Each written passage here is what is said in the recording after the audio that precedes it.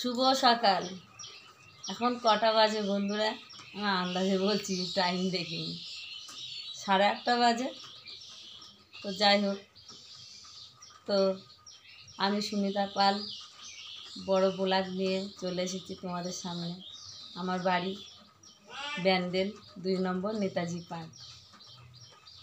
তো আমার ভিডিওটা তোমরা দেখো, যেন তুলে দিও না। তো বড়দের জন্য আমার শত শত প্রণাম, ছোট ভাই বোনেদের জন্য বুক ভরা ভালোবাসা। তো আমার সকালবেলা উঠে আমি কিন্তু চান করিনি, খালি জামা কাপড় ছেড়েছি।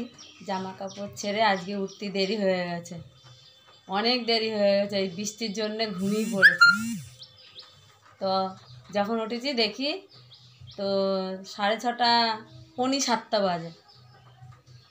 ঝেড়ে পেরে উঠেছি, উঠে জামা কাপড় ছেড়ে রান্নাঘর পরিষ্কার করে চা বানালাম। টিফিন বানানো হয়নি, তো কি বলবো আর। তারপরে ঘরের কাজগুলো করে নিলাম। তা এই দেখো আমার কর্তা, এই দেখো শুয়ে শুয়ে আরাম করছে, ঠিক আছে? কাজে যায়নি, বৃষ্টি হচ্ছে, আরাম করছে। তো তোমাদের আজকে দেখিয়ে দিলাম আমার কর্তাকে ভালো করে দেখো। একটু মুখটা বন্ধ করো, দেখতে কেমন লাগবে তাহলে তো বুঝতে পারবে। এরকম, এই যে আমার কর্তা। তা যাই হোক, তো আজকে বৃষ্টি হচ্ছে। কালকে সন্ধ্যের থেকে তো বৃষ্টি হচ্ছে। তা রাতে ভোরের থেকে মনে হচ্ছে বৃষ্টি হচ্ছে, মানে টিপ টিপ করে বৃষ্টি হচ্ছে, তো বুঝতে পারিনি। তো ঠান্ডায় না একদম ঘুমাইছি, তো একেবারে জম্মের ঘুম।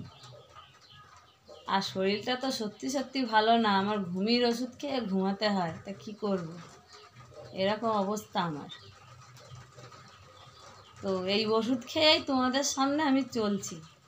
তো আমার কিছু আমার নিজের লোক আছে, তো মানে আমাকে নিয়ে খুব সমালোচনা হচ্ছে, সব মিথ্যে। কি বলবো বন্ধুরা, বলো? নিজের তো নেই কিছুই, তার পিছনে যদি এরকম যদি নিজেদের লোক যদি পড়ে থাকে, তার অবস্থাটা কি হয় বুঝতে পারছো? তো যাই হোক, অনেক কষ্টতে তোমাদের সঙ্গে বলে ফেললাম, কিছু মনে করো না। তো আমার পরিস্থিতি খুবই খারাপ। তো এইভাবে এখন চলছে। আর কি বলবো, তোমাদের বলতেও কেমন লাগে। আমি যে এই কাজটা করছি সেটাও সহ্য হচ্ছে না, খালি ওদের চাহিদা টাকা টাকা টাকা। তাহলে আমি কোথা দিয়ে দেবো ওদের টাকা? যার সেই তো সংসার আছে, দিতে টাকা দিতে ওদেরকে দেখতে এই 22 বছর হয়ে গেল। আমারও তো সংসার আছে, আমারও 2টো বাচ্চা আছে। আর আমার স্বামীর রোজগার কি আছে? রাজমিস্ত্রির কাজ করে, তাও লোকের কাছে।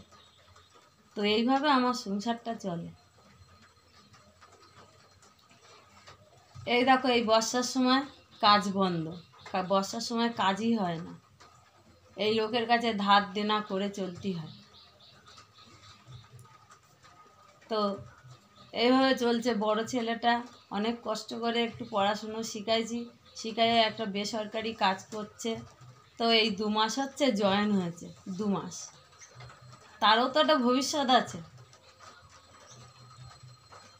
তো তাদের ছেলেদের ইনকাম যতদিন বিয়ে না হয়েছে ততদিনও খেয়েছে। আমার বিয়ে হয়েছে, বিয়ে হয়েও আমি তাদেরকে দেখে এসেছি, এখনও দেখে যাচ্ছি কম বেশি, তাতেও ওদের হচ্ছে না। কাদের বুঝতে তো পারছো। এইভাবে চলছে। ওরা সব সময় জানে আমরা কত সুখে আছি, এটাই জানে। যে আমি যে যার সেই সংসারটা, যার সেই বোঝে, যে যার সেই পরিস্থিতি, যে সংসারটা আমার যেমন সংসার চলছে, আমি এটাই জানি যে আমার যেমন পরিস্থিতি, তো আমিও জানি সবাইরই সেই পরিস্থিতি। তাই যতই টাকা থাকুক, যার যত টাকা তার ততই কিন্তু খরচা। আমি কিন্তু এটাই বুঝি, যার সংসার সেই বোঝে। তো এরকম করে মানে মন মেজাজ ভালো নেই, এরকম করে চলছে।